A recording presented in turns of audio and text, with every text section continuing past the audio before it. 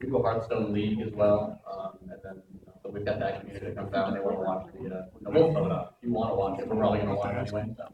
Yeah. Thank you very much, guys. Thank you. I had the same question, so I'm just gonna make up another.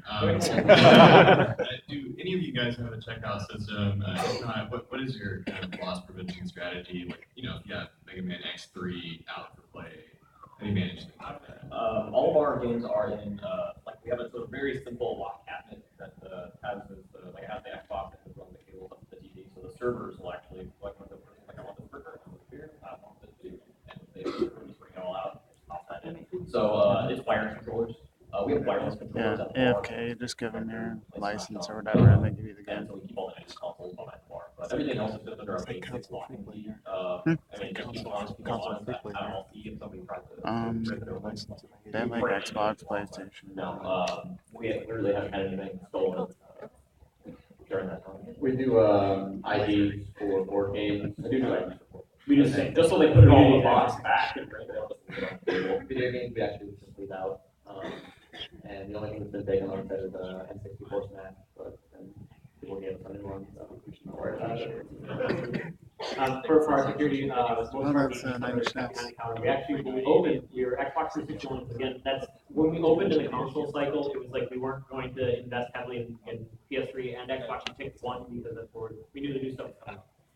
So when we did 360, all of our cabinets were wired controllers, and the cabinets were designed in such a way where if you pulled hard up on the cord, you could disconnect it from the console, but the plug would never fit through the hole that it was in, right? Like the door would close on it.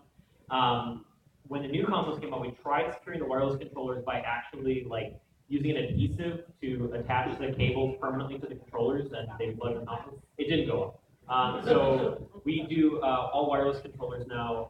We've maybe had one stolen, I think.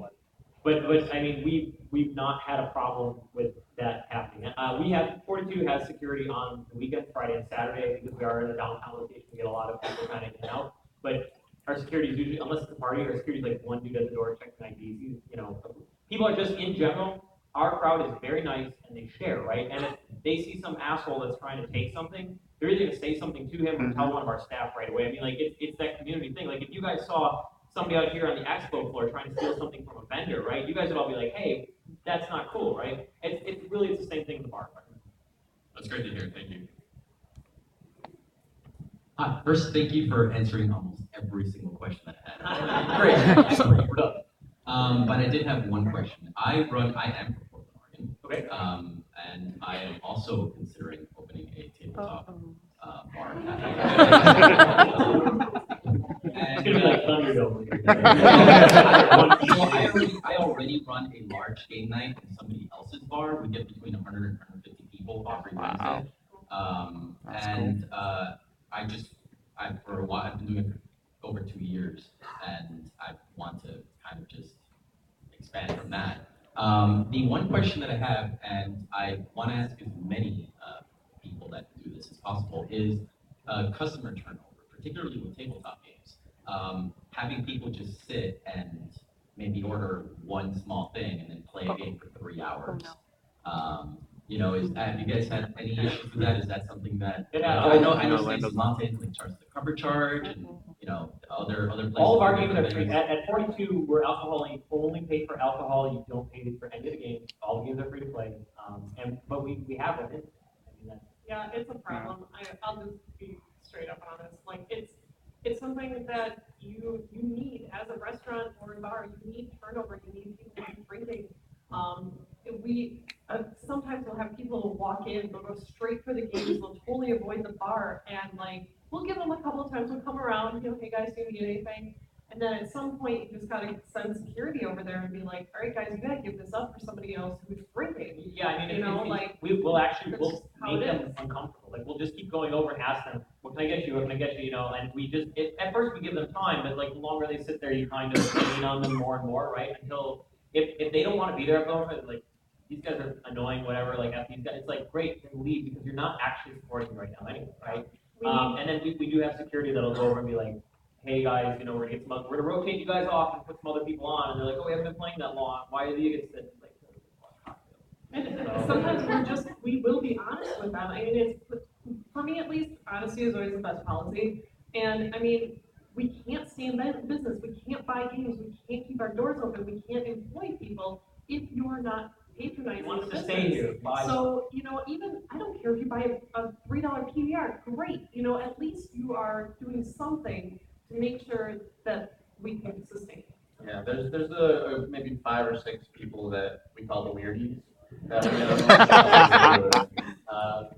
And I don't mind them coming in and playing the pinball and arcade game because of 25 cents or 50 cents, so whatever, 90 or 50 cents, if you drop. The only one that I will make a point to go and talk to somebody is if they are sitting at the console couch, because if there's one person sitting at the couch when there could be 4 people who are drinking sitting at that couch, that's the only time I'll be like, hey, like maybe just hang out for 5 more minutes, finish the game, because I've got some people who are looking to get on there. Those feel pretty understanding. We have all our controllers disconnected from our cabinets, so like if they sit down and they don't want to talk to us, they can't actually play the games anyway. And so like we'll come over and be like, hey, your Xbox is A really good idea. I'm so gonna steal that. like, oh, it's okay. Once you order, we'll plug it in. And if they're not wanting to order anything, they get the point. They just so we're very, very nice to our customers. But if they're not a customer, I can't really do anything. And slower times too, we're a little bit more forgiving too, because it's like walking into an empty bar sucks, right? So it's like if we have some people in there to kind of create an atmosphere, and it's like, well, I know that they're friendly enough people, whatever. I don't really get too bent out of shape about it, but if we start getting busy and those people are still taking up prime real estate, then it's Our like couches 5, 6 people. Yeah. Does that answer that sufficiently? Yes, thank you very much. Okay, thank you. Ryan, I'm stealing so much stuff. My last note is the singles awareness night. Oh yeah, that was really good. We have more people come out for SAD, Singles Awareness Day. We do it the day after Valentine's Day. Oh, God. But no, with food, with board gamers sitting out there, we cook food, and so people smell bacon, and like they're going to buy something from like board games. And, like they'll order another drink while they're playing, so I don't have any problem selling multiple drinks to people playing board games. Like, they'll get hungry. Like we're banking on you to get hungry. You're gonna smell cheese and bacon, you'll buy something. So they don't buy it. Okay, great now, guys. Thank you. So 2 things. One, as somebody that spends a shitload of time in bars but has never worked in the restaurant industry, what is your one biggest gotcha of working in the restaurant industry and bars and setting everything up? And then 2, what is something that you tried, you thought was a great idea, but still at the failed that you never recommend? Oh, okay, I can answer the second question. The second question was, on our first Halloween that we were open, we did a pumpkin carving. It's like, there was pumpkin stuff everywhere.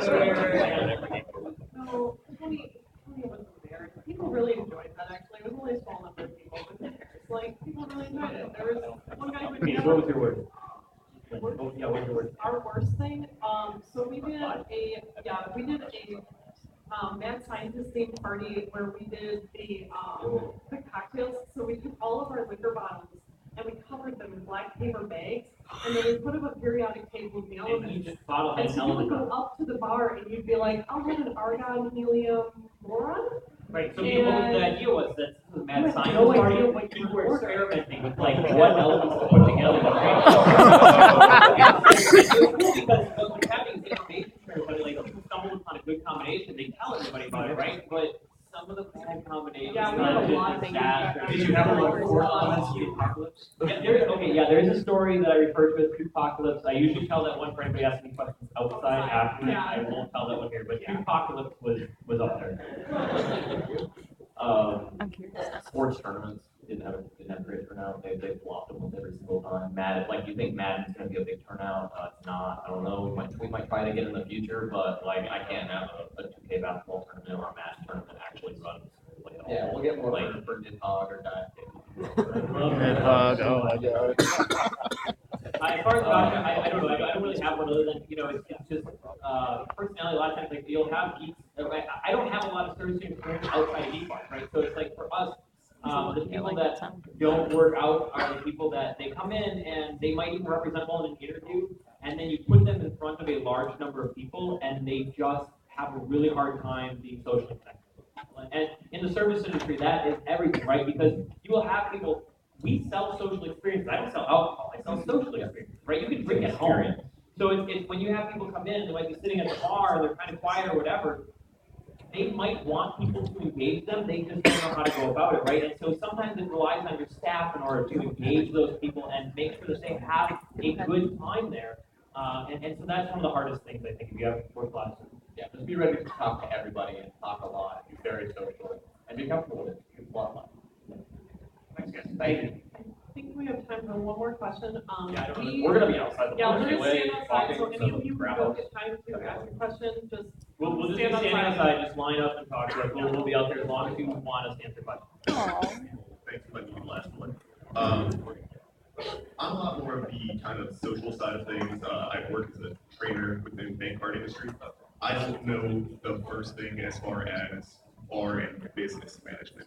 So is this something where you would say go back and MBA? Was this something you would say connect with someone? No, Or just- what networking resources or education resources would you Go recommend? be a bartender for like 6 months and just pick up every single thing you can. You will learn more than you think you will if you go into it looking for certain things.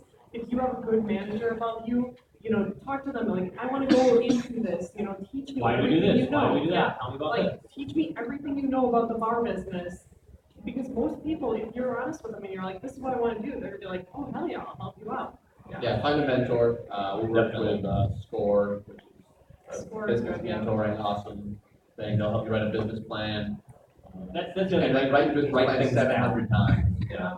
It took us almost 2 full years in order to get the business plan really settled for 42, right? And in writing the business plan, you come across, like, get a business plan template, right? Like, it's super simple. There's the internet. Go there, grab one of them. And then as you start filling it out. Liveplan.com. Yeah, LivePlan is a really good, like, online business plan thing. They have some You paid feel it? options, some free options, but LivePlan is awesome. We use that all the time. We're using that right now at the second location. I use Business Plan Pro. It's free for students, or at least it was in Kansas. I'm not saying pirate it, but you can. It's a great template just to get your ideas on paper. That's the best way to start. You'll learn a if lot you from the don't know what to do.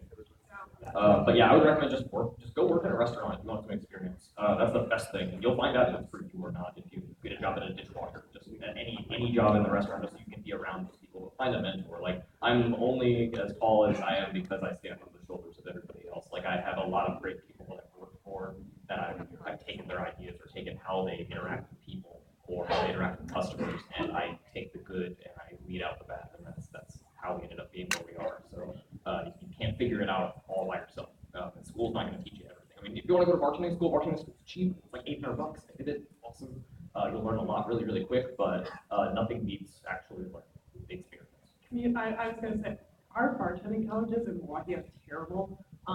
The community college actually though does a really good. Yeah, our like, little community college is it's great. like 2-3 week class and it's maybe like $50. And well, my instructor was total alcoholic, so that made it way more fun.